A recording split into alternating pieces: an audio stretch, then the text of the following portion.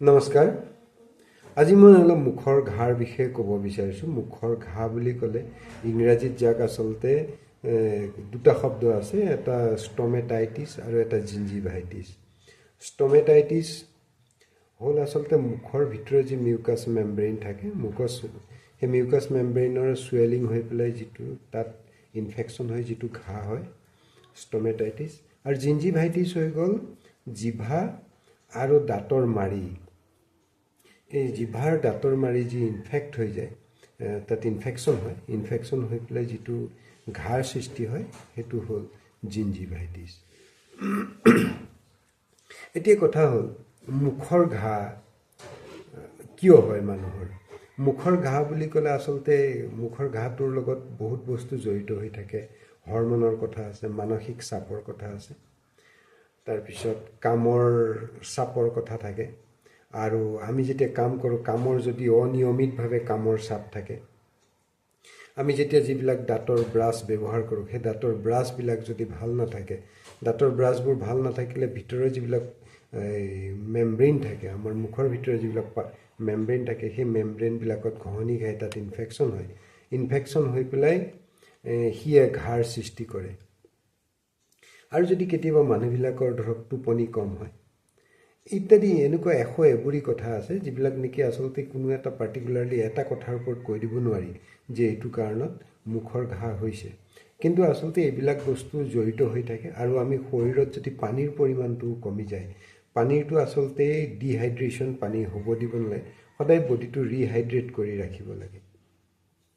এতিয়া কথা হ'ল এই মুখৰ যিটো ঘা, এই মুখৰ ঘাৰ আমি চিকিৎসা কেনেকৈ কৰিম? মুখৰ ঘাৰ চিকিৎসাটো সাধাৰণতে খুব সাধাৰণ চিকিৎসা, খুব ব্যয়বহুল চিকিৎসা নহয়, বা খুব চিন্তা কৰিবলগীয়া চিকিৎসাও নাথাকে।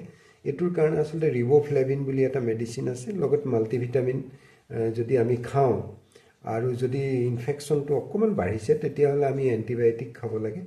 আৰু এণ্টিবায়'টিকৰ উপৰিও এবিধ বজাৰত জেল পোৱা যায়, আৰু এবিধ মলম আছে। জেলটো হ'ল ট্ৰপিকেল এনেস্থেটিক জেল বুলি কয়, বা ট্ৰপিকেল এনেস্থেটিক মলম।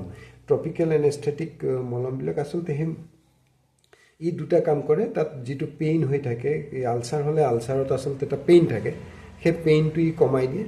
আৰু 2 নম্বৰ কথা, মানুহটোৱে যিটো তাত এটা বিষ অনুভৱ কৰি থাকে, বস্তুটোত এনেস্থেচিয়া আছে, লিগন'কেইন বুলি এটা মেডিচিন তাত মিক্স থাকে, আৰু সেইটোৰ কাৰণে এনেস্থেটিক হয়, যিটোৰ কাৰণে মানুহটোৱে বিষটো অনুভৱ নকৰে।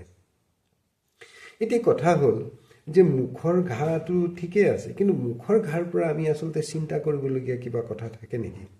নিশ্চয়। মুখৰ ঘাটো আমি আচলতে দেখাত মুখৰ ঘাটো খুব সাধাৰণ যেন লাগে, কিন্তু মুখৰ ঘাক আমি আচলতে কেতিয়াও অভাৰলুক কৰিব নালাগে। আৰু হৈ গৈছে তেতিয়া কিন্তু ইয়াক আচলতে অভাৰলুক কৰিব নালাগে। অভাৰলুক কৰিলে হয়তো ই বিপদৰ সৃষ্টি কৰিব পাৰে, কাৰণ এই মুখৰ ঘাটোৱে হয়তো আপোনাৰ কেঞ্চাৰলৈ ৰূপান্তৰ হ'ব পাৰে। আৰু সেইকাৰণে যদি তেনেকুৱা দেখিছে যে মুখৰ ঘাটো আপোনাৰ ভাল হোৱা নাই, এসপ্তাহ ধৰি বা 10 দিন 15 দিন হৈ গ'ল, কিন্তু আপুনি ঔষধ পাতি খাই আছে, ভাল পোৱা নাই, তেতিয়াহ'লে এজন ডেণ্টিষ্ট, ভাল অভিজ্ঞ ডেণ্টিষ্টৰ ওচৰত গৈ, বা এজন ENT ডক্টৰ, যি নাক কাণ ডিঙিৰ বেমাৰ চায়, তেনেকুৱা এজন ডক্টৰৰ ওচৰত গৈ পেলাই ইয়াৰ উপযুক্ত চিকিৎসা কৰি ইয়াৰ পৰা নিৰাময় হোৱাটো বাঞ্ছনীয়। কাৰণ আপোনাৰ অকণমান অৱহেলাই হয়তো আপোনাৰ জীৱনলৈ বিপদ কঢ়িয়াই আনিব পাৰে। ধন্যবাদ। সকলো কুশলে থাকক। আৰু মোৰ ভিডিঅ'টো যদি চাই ভাল লাগে তেতিয়াহ'লে অকণমান শ্বেয়াৰ